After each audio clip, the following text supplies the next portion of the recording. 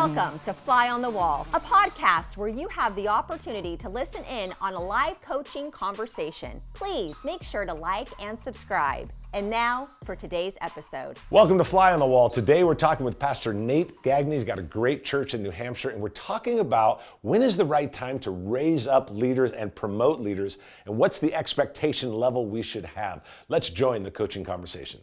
Yeah, dude, what's up, man? How's everything going, and how can I help you today? What's on your mind? And let's jump into it. Yeah, things are going good. One of the questions that just has come on my radar is making me rethink a few things is with the news of Tom Brady's divorce.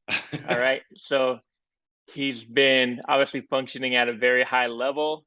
On the outside, it looked like everything was good, all the vacations, all the fun, but then now it's the end. And it kind of makes me wonder, I want to run at a high level. I want to win. Yeah. I want to achieve. I want success. But it makes me kind of pause a little bit and wonder, should I obviously I don't want to get to the end and spend my Thanksgivings alone. And so I just wonder if there's anything you can speak into that. Like, how do you run at a high capacity to win, to do great things for God, and but bring your family along with you. Yeah, that's great. Well, I love that you used Tom Brady. I think the stadium's pretty close to your church, isn't it? Well, yeah, the Patriots the old stadium, but the Patriot Stadium. Yeah, you guys are. So clearly, you guys were cheering them on for the last multiple years. But very fun. Yeah, it is. It's it's sad. It's sad what happens to anybody, regardless of But anybody that is achieving success and moving forward, and then whether that is ministry or football or church or business or organization, whatever, it's sad to watch that happen. I think one of the things, Nate, is I think you said a key thing there is I want to win, and how do you win, and then keep things in balance. And I think a lot of people, when I talk to guys and I hear them, and we talk about this kind of subject, I was talking to someone recently about it, matter of fact, and I went back and I said, okay, first, I think you need to define what winning looks like. So what does winning actually look like for your life? What does winning look like for your family, for your marriage? What does winning look like for the church? And then I think defining that, some would say, well, if I, on the church side, they would say, okay, winning to me is a bigger church. Is that all it is? So it really doesn't matter if they're discipled. It just matters that it's bigger. Or no, I want them to all be discipled. I don't care about this. I care more about that. So I think the first thing, and above anything, not above, but one of the very first things you need to do anybody needs to do is define what winning looks like. Because if you're trying to achieve winning, you need to know what you're trying to achieve. That's an interesting thing. So if someone actually had a piece of paper and wrote down, here's what winning looks like in my family. Here's what winning looks like in the church. I don't know if anybody, or not anybody, but I don't know, if people ever step back and say, I've defined what winning looks like. And I think that's an important thing. Secondly is, I don't think there's any secret to making sure that the proper boundaries are set in place. On a recent podcast, I talked a little bit about the need to be able to separate it. And I mentioned the Facing Nolan on a recent podcast. I mentioned the Facing Nolan Nolan Ryan documentary, and how he would wait an hour before he came out of the locker room to see his family that was waiting for him, because he didn't want to bring baseball into being dad and husband. And I think that's such an important part to know, okay, how do I turn it off so that when I am home, that I'm able to be dad and husband? What does that mean?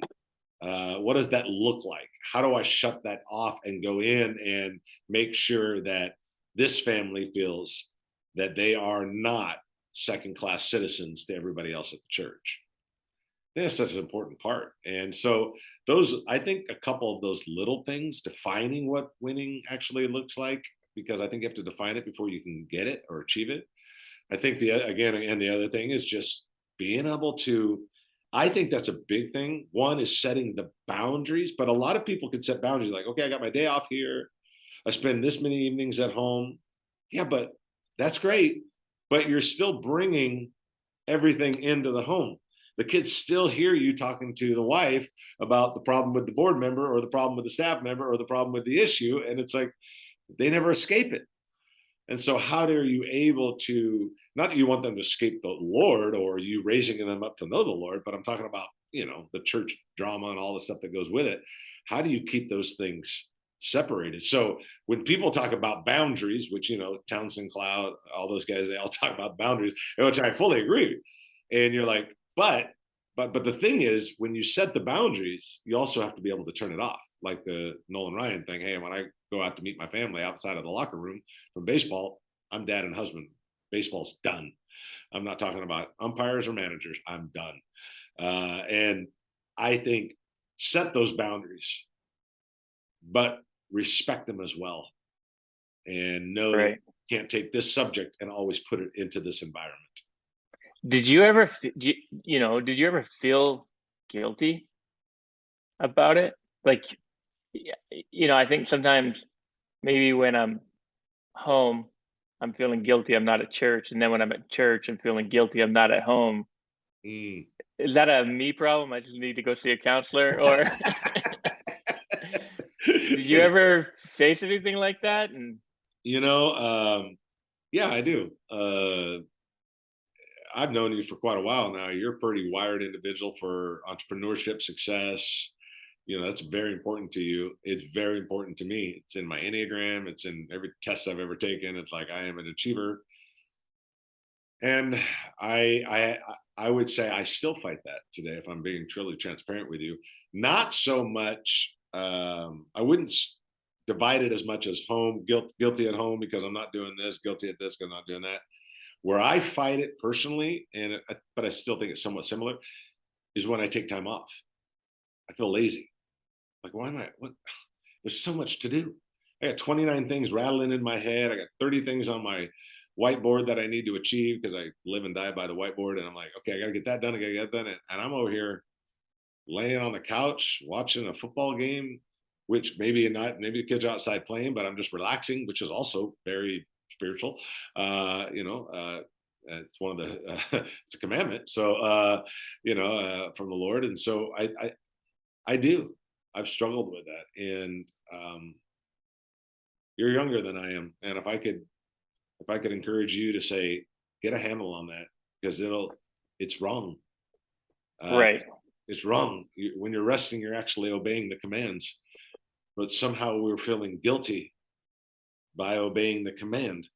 It's a very oxymoron when you think about it. When you stop and think, I'm feeling guilty for following the Bible, which I know is not that easy, but really, I mean, we're following what God tells us to do and we don't do it. I'd get a handle on it for sure. It's a dangerous pattern to get into.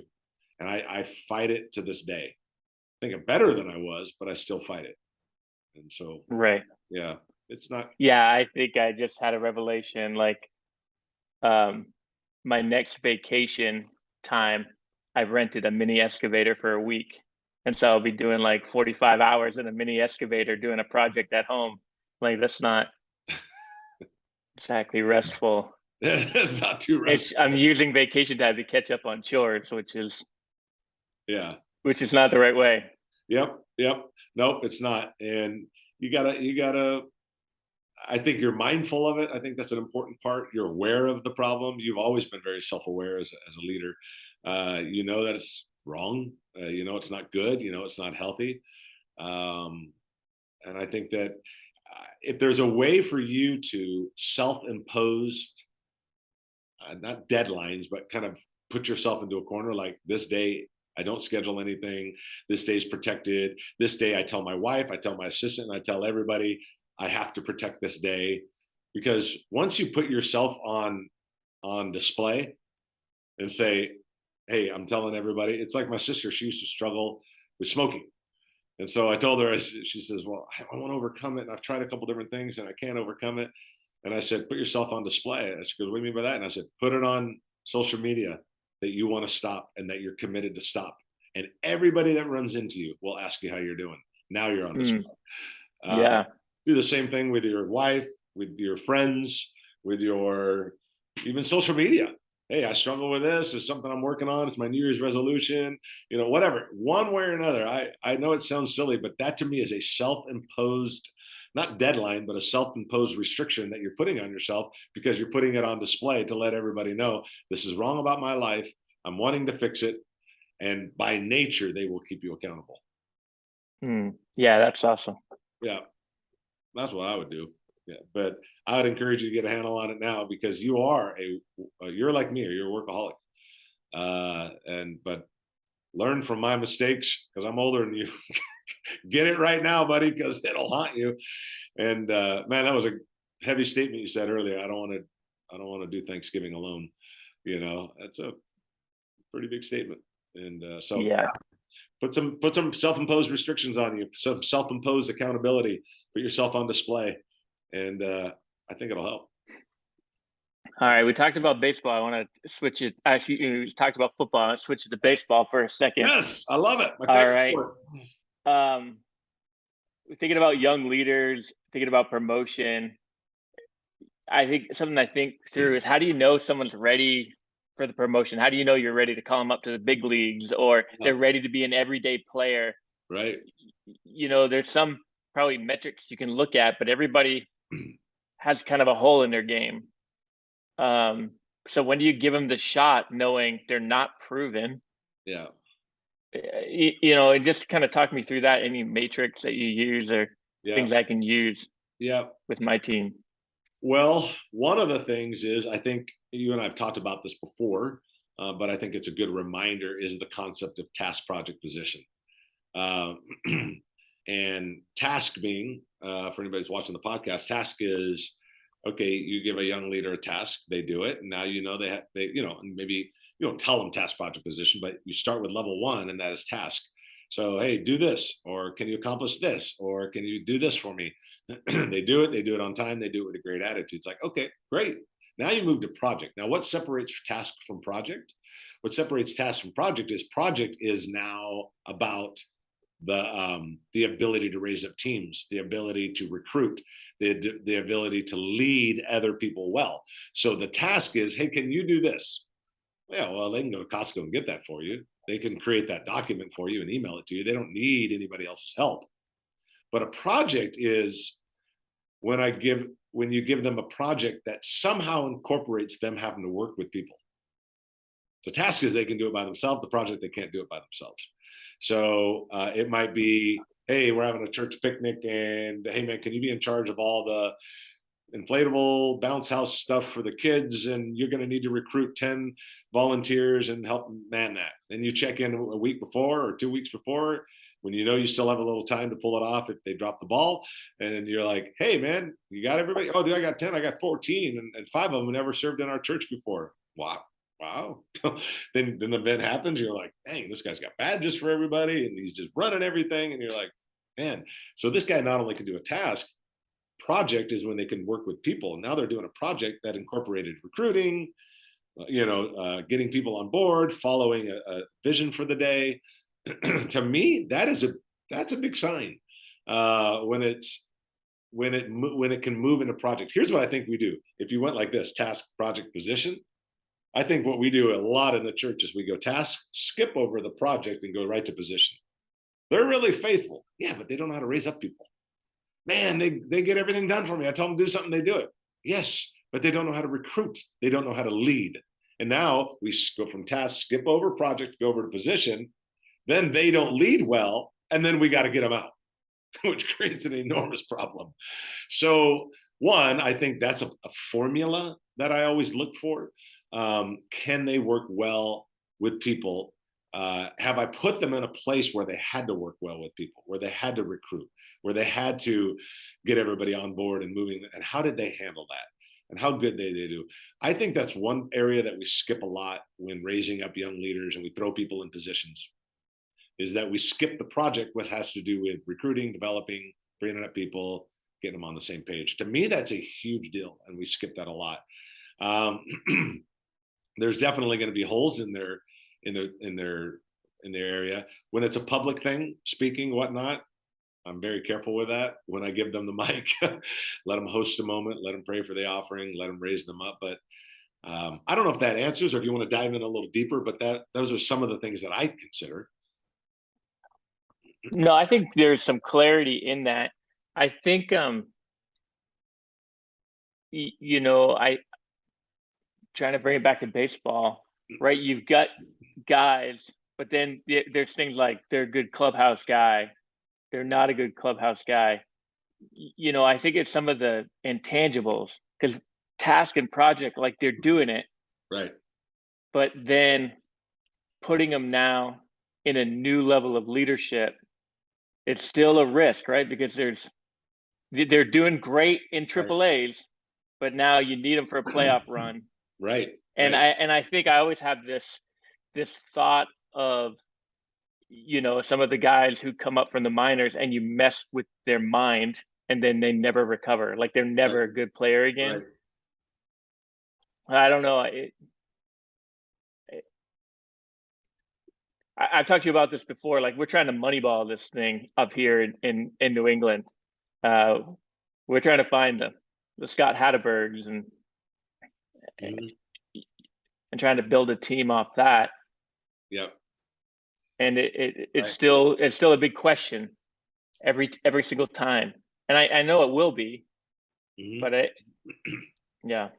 Well, let's use the baseball analogy. My son played baseball from 5 years old all the way through senior in college.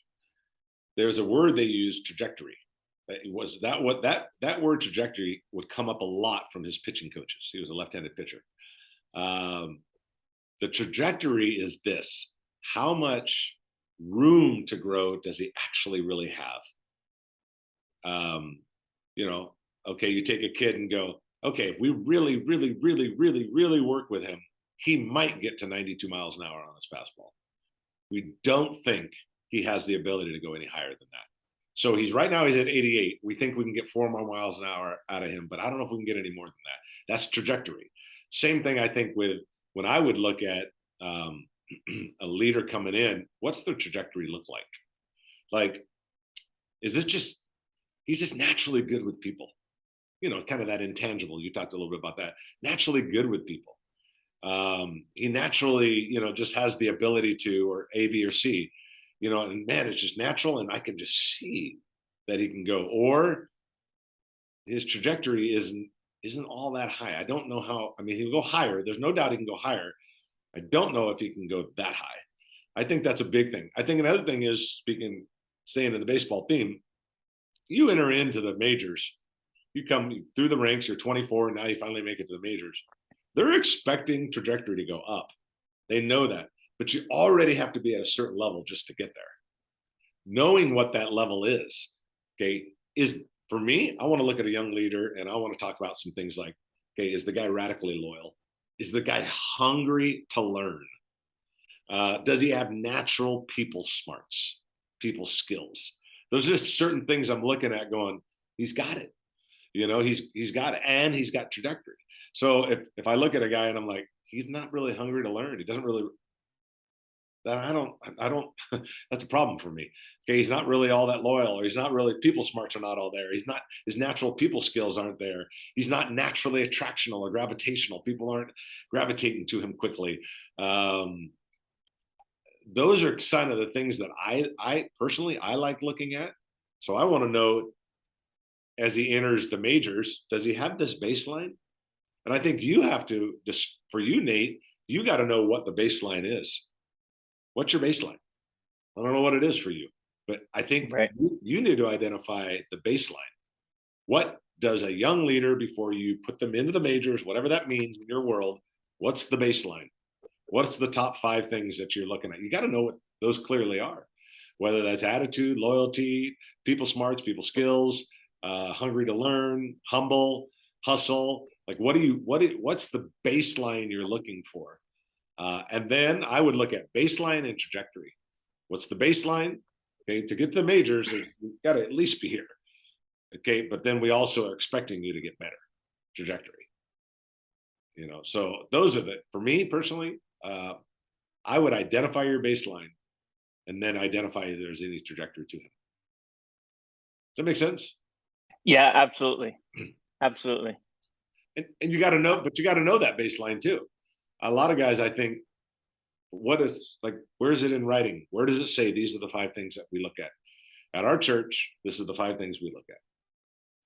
Yeah, and then that's the baseline. And if they don't pass that, then that's a different conversation. But they've got to at least be here if you're talking about elevating them to, using your term, the majors. Yeah, not everybody's a 5-tool player. Right. Those are rare. Yep. But they should have some of the tools. And then even if one of their tools, Jim Abbott, you think having 2 hands is going to be necessary for playing in the majors, Yep. but he didn't. But he had these other tools. So someone can have a deficiency in an area, yep, and still be able to overcome that deficiency. Yep. And I agree with you, but I would add this: you have to know what you won't accept as a deficiency. Right. Okay. Hey, he's a attractional leader. He's gifted. He's got a bad attitude, but okay, well, is that a deficiency you won't accept? Okay, he's got this, and this, but man, he is not a learner. He doesn't grow. He doesn't develop. He just relies on it. Okay, is that a deficiency for you? Is the bad attitude? Is the loyalty? What's the one deficiency that you just can't accept? Where it's that's just not going to work. And I think you need to know those that could be grown into, and then those that you just think, I can't have you at this level with this deficiency. It's kind of like, hey, I'm going to make you a staff member. Everybody doesn't like you. You tick everybody off, but you're a great communicator. It's that might be a deficiency that you don't accept, because now you're the one that's got to live with his reputation. So right.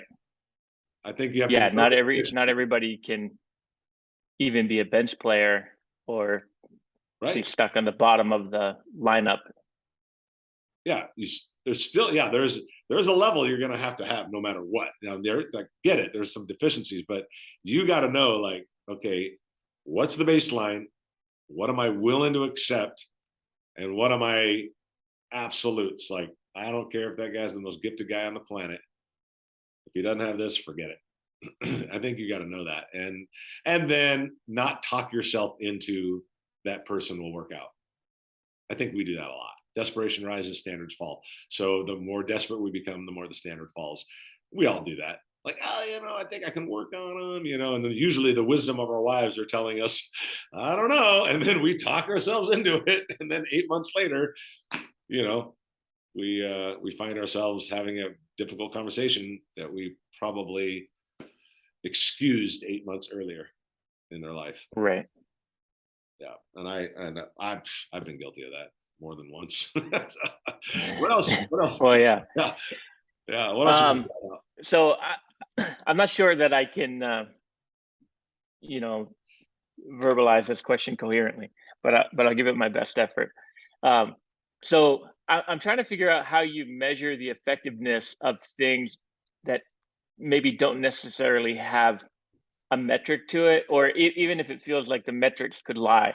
So things like, is video, live streaming our preaching to our locations, is it effective, or would live location pastors preaching, would that be more effective?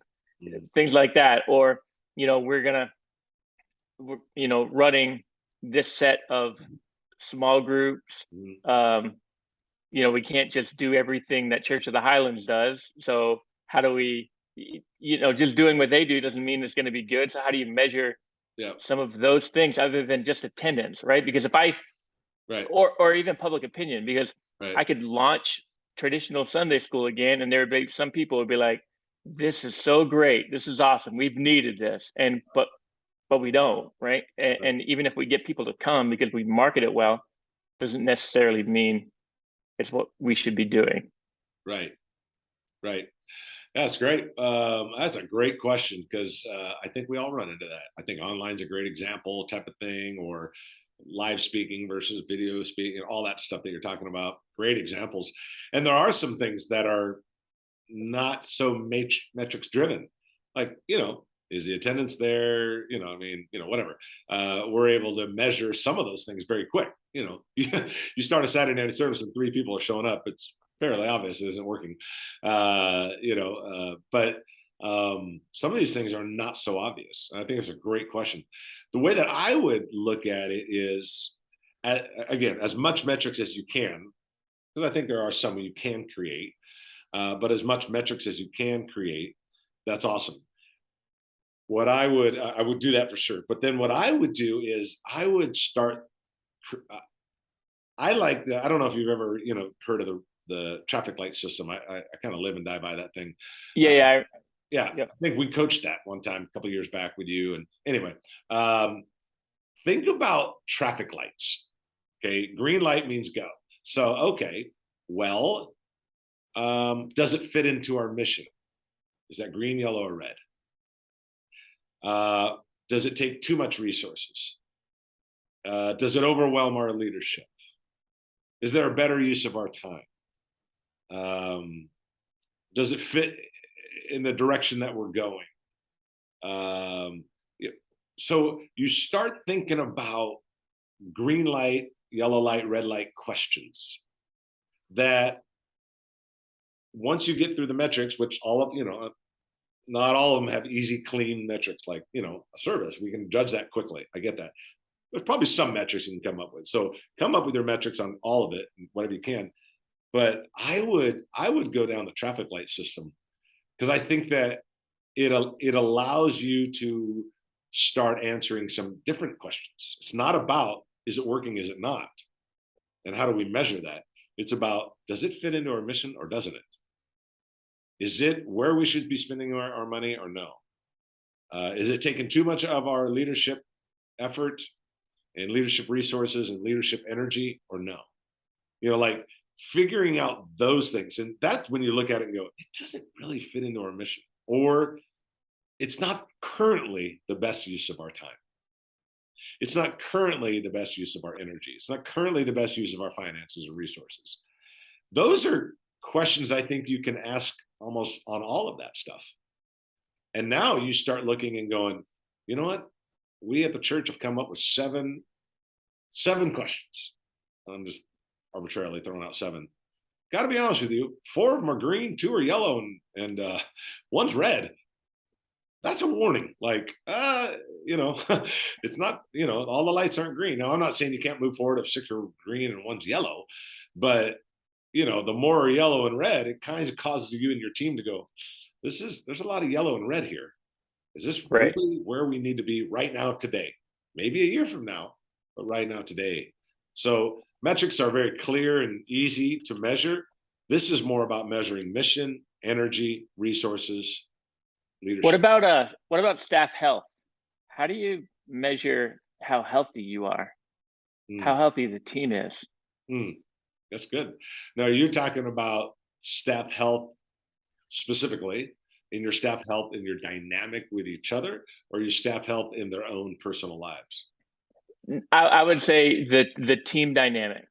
The team dynamic. Okay. Yeah, that's great. I do. I think it's important. One of the things is, I think there's some obvious things. Are we getting along? I mean, those are obvious. That's not like some big eye opening thing. Are we getting along? This is not so obvious, but are we willing, and do we have the tough conversation when needed, or do we avoid it? Do we live by that whole Matthew 18? You and I've talked about that many times. Or do we live in artificial harmony and all that stuff? I think there's some honesty there. The book that I recently wrote, Saving Your Church from Itself, 6 Subtle Behaviors That Tear Teams Apart. Are those subtle behaviors showing up, or aren't they? I think there's some pretty clear ones on that. The one that I would add to that is, I think there's some tough questions there to ask, but I think also I would ask about values. we have stated values at our staff. Can I look at each staff member and go, we're living this? Our staff values about our attitude or can do spirit, we cheer each other on, we believe the best in each other, whatever it is that yours are we all actually doing that? And does it feel that way? I think that's a great question, because I think it doesn't take long for a staff member or members to drift. It doesn't take long. And all of a sudden it's like they're isolating themselves, they're pulling back, they're providing more problems than they do solutions, they're not having deep conversations, all the things I talk about in the book. Once you start recognizing those things, you got to be careful, because those things will ultimately hurt. So I think recognize the early signs.